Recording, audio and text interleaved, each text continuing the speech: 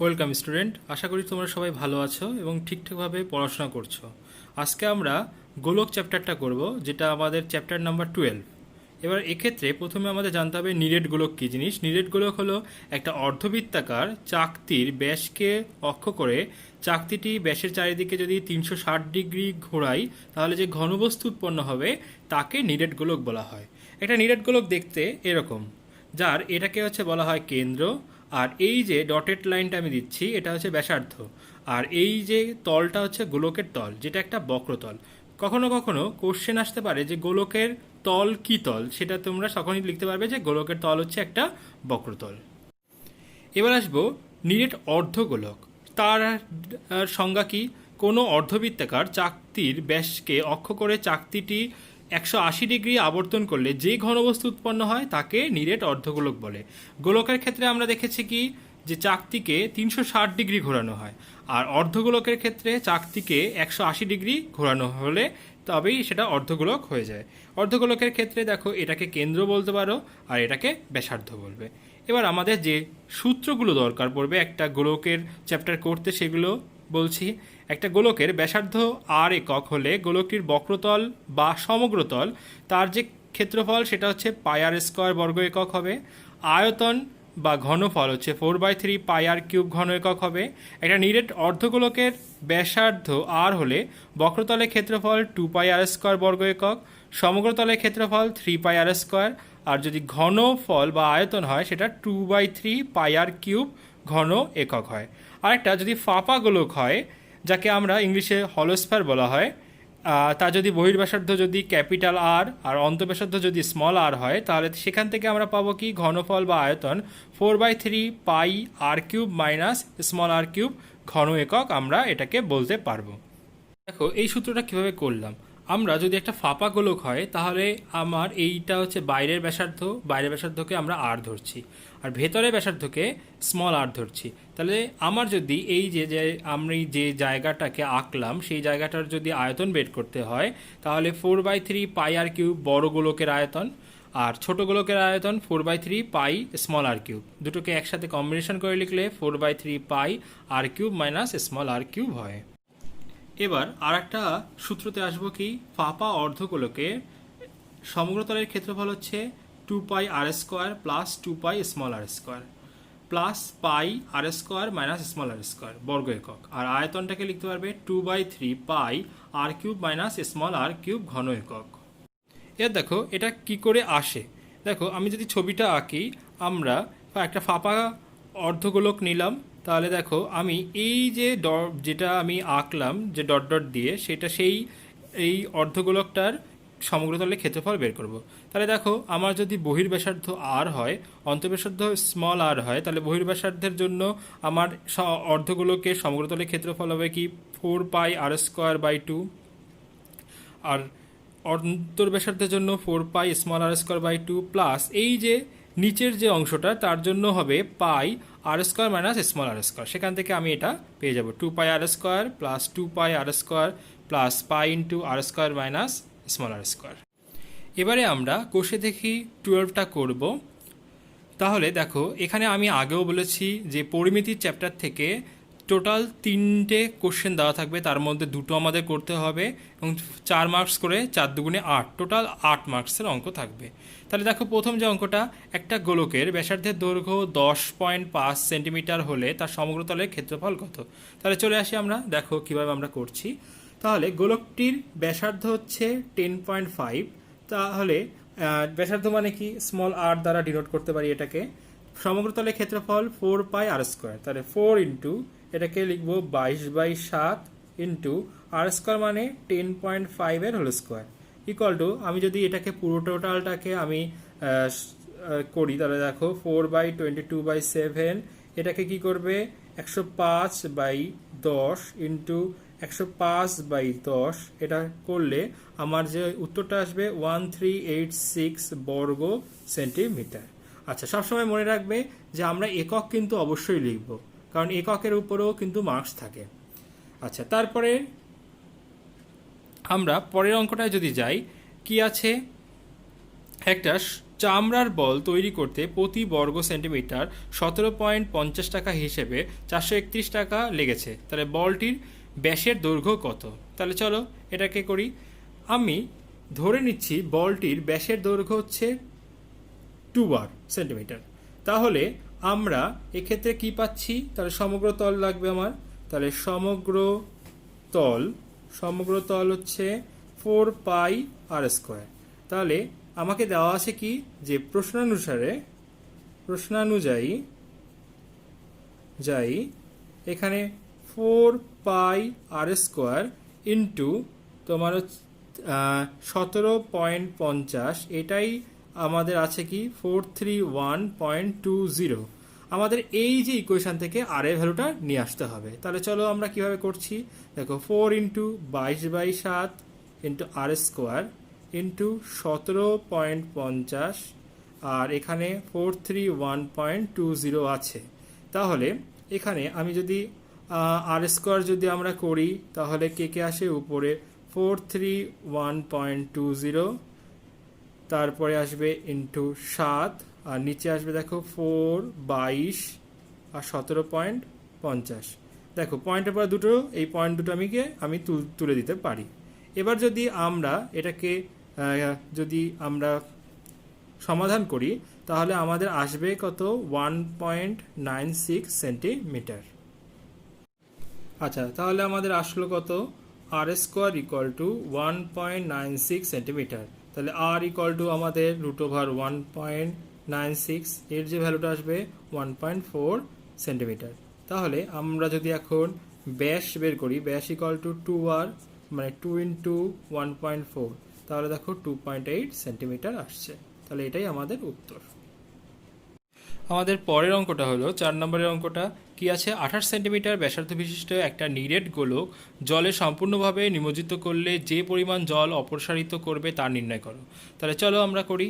তাহলে গোলকটার ব্যাসার্ধ দেওয়া আছে 28/2, কারণ পুরো টোটালটা ব্যাস দেওয়া ছিল, তাহলে ব্যাসার্ধ হবে 28/2, 14 সেন্টিমিটার। আয়তনের ফর্মুলা কি, 4/3πr³। তাহলে কারণ কি, একটা গোলককে যদি আমরা জলে নিমজ্জিত করি তাহলে গোলকটা পুরোটা ডুবে যাবে, তার মানে তার আমার হচ্ছে সম আয়তনের জল সে অপসারিত করবে সবসময়। তাহলে দেখো 4/3 ইন্টু 22/7 ইন্টু 4/14 আসছে। তাহলে আমরা যদি লিখি 4/3, 22/7 হলো, আর এটা 14 ইন্টু 14 ইন্টু 14, এটা যদি করি তাহলে এখান থেকে দেখবে 11498 2/3 ঘন সেন্টিমিটার আমাদের অঙ্কের অ্যান্সারটা আসবে। তাহলে আমরা লিখতে পারবো যে অপসারিত জলের আয়তন তাহলে 11498 2/3 ঘন সেন্টিমিটার।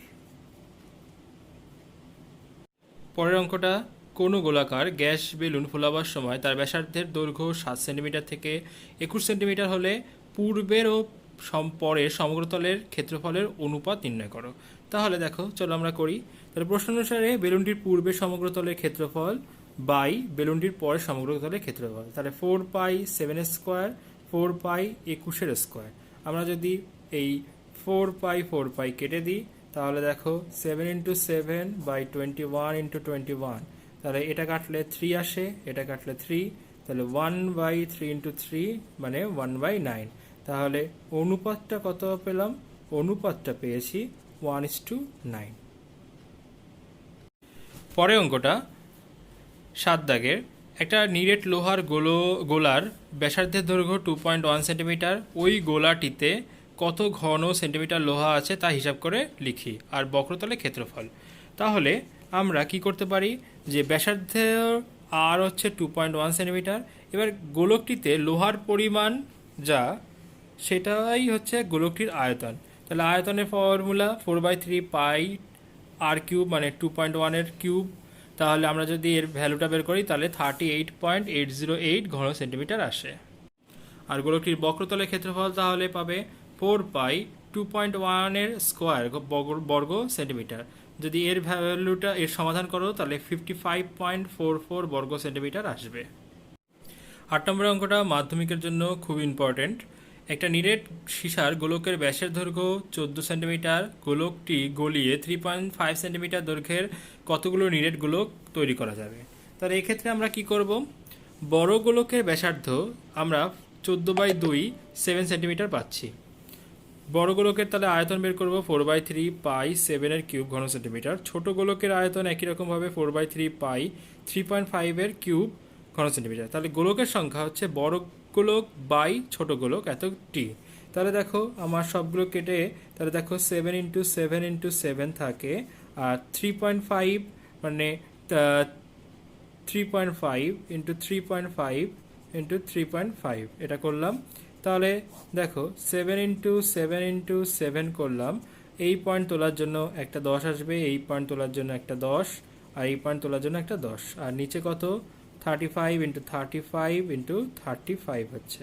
তাহলে দেখো আমার এটা কাটলে 5, এটা কাটলে 5, এটা কাটলে 5, তাহলে 10 × 10 × 10/5 × 5 × 5। এবার যদি আমি কাটাকাটি করি তাহলে 5 দিয়ে কাটলে এটা 2, এটা 2, এটাও 2, তাহলে 2 × 2 × 2, তাহলে 8টা গোলক হয়, 8টি। এটাই হচ্ছে আমাদের অ্যান্সার। আমাদের পরের যে অঙ্কটা আছে 9 নম্বরে, সেটা কি আছে? 3 সেন্টিমিটার, 4 সেন্টিমিটার, 5 সেন্টিমিটারের 3টে নিরেট তামার গোলক গলিয়ে নিরেট একটা বড় গোলক তৈরি করা হলো। তাহলে বড় গোলকটির ব্যাসার্ধের দৈর্ঘ্য কত? তাহলে এটা যখন আমরা করব, তাহলে কি বড় গোলকের ব্যাসার্ধ আমরা 8 সেন্টিমিটার ধরে নিচ্ছি। তাহলে প্রশ্ন অনুযায়ী এই বড় গোলকের যে আয়তন সেটা ছোট ছোট গোলকগুলোর আয়তনের সমান হবে। তাহলে এখান থেকে আমরা আর এর ভ্যালুটা বের করার চেষ্টা করব। তাহলে 4/3 পাই, আমরা যদি এখানে কি করব, দেখো 3 স্কোয়ার মানে হচ্ছে 27, 4 স্কোয়ার মানে 64, আর 5 কিউব মানে, আচ্ছা 3 কিউব মানে 27, 4 কিউব মানে 64, 5 কিউব মানে 125। তাহলে এখান থেকে আর এর পাশে পাচ্ছি 4/3 পাই আর কিউব। দেখো তাহলে আর কিউবের ইকুয়াল টু, এটা দেখো 216 চলে আসছে, 216 মানে 6 এর কিউব। তাহলে আর এর ভ্যালুটা দেখো 6 পাচ্ছি। তাহলে আমরা লিখতে পারবো যে বড় গোলকের ব্যাসার্ধের দৈর্ঘ্য 6 সেন্টিমিটার। পরের অঙ্কটা আছে 10-এর দাগে, একটা অর্ধগোলাকার গম্বুজের ভূমিতলের ব্যাসার্ধের দৈর্ঘ্য দেওয়া আছে 42 ডেসিমিটার। গম্বুজটির উপরিতল রং করতে প্রতি বর্গমিটার 35 টাকা হিসেবে কত টাকা খরচ পড়বে? তাহলে চলো, গম্বুজের ব্যাসার্ধের দৈর্ঘ্য 42/2 ডেসিমিটার মানে 21 ডেসিমিটার। তাহলে উপরিতলের ক্ষেত্রফল, এবার অর্ধবৃত্তাকার বলেছে সেজন্য কিন্তু 2πr² হচ্ছে। তাহলে 2 × 22/7, আর আর স্কোয়ার মানে হচ্ছে 21 × 21। তাহলে এটাকে যদি আমরা সমাধান করি তাহলে আমাদের আসবে 2772 ডেসিমিটার। আর এবার আমাদের এখানে বলেছে যে প্রতি বর্গ মিটার 35 টাকা হিসাবে করে কত খরচ পড়বে। তাহলে ডেসিমিটারটাকে যদি আমরা মিটারে কনভার্ট করতে হয় তাহলে এটার ভ্যালু আসবে 27.72 এত বর্গ মিটার। তাহলে মোট রং করার জন্য মোট খরচ হবে 27.72 × 35 টাকা। তাহলে সেখান থেকে পাবো 970.20 টাকা। 11 দাগের অঙ্কটাও খুব ইম্পর্টেন্ট।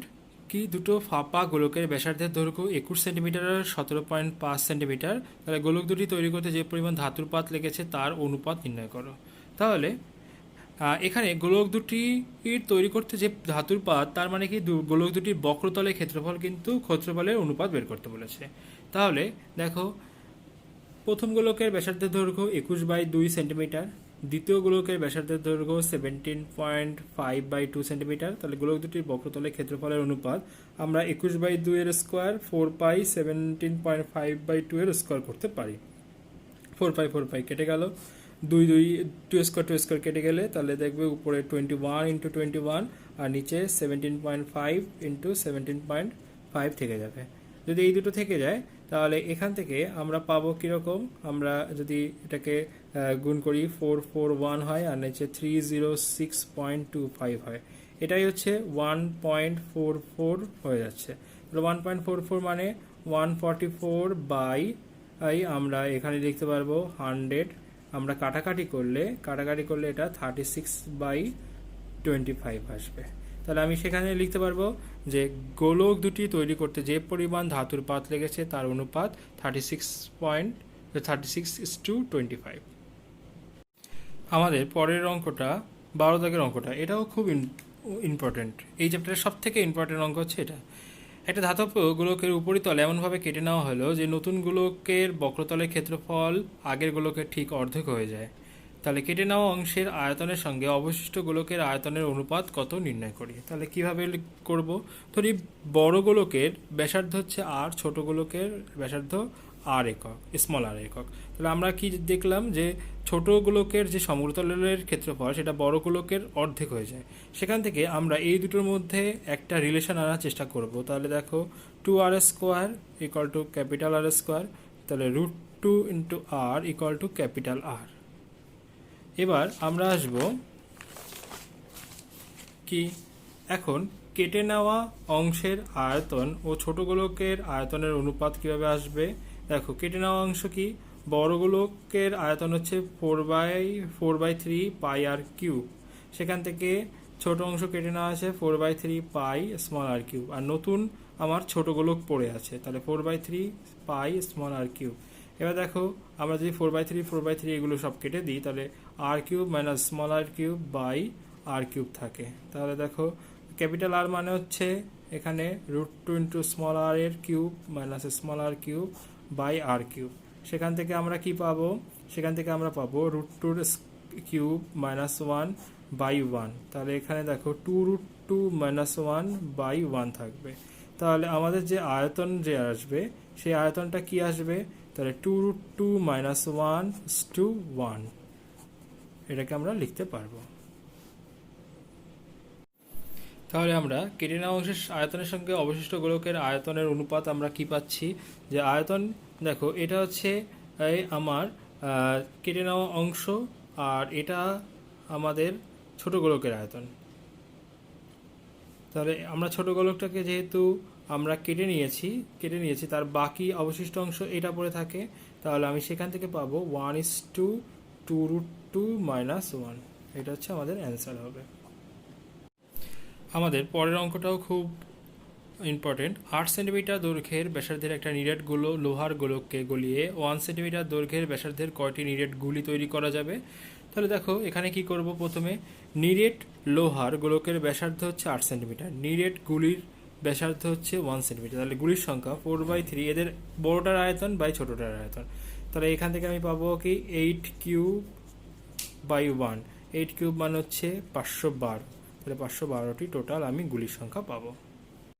তাহলে আজকে এ পর্যন্তই। নেক্সট দিন আমরা করব গোলক, আর এর আগের দিনে যে চ্যাপ্টারটা করেছিলাম লম্ববৃত্তাকার শঙ্কু, এই দুটোর যত রকমের শর্ট কোশ্চেন আছে 1 নম্বর ও 2 নম্বরের সবগুলোই আমরা করব। আচ্ছা, সবাই ভালোভাবে পড়াশোনা করবে, ভালো মার্কস তোলার চেষ্টা করবে সবসময়।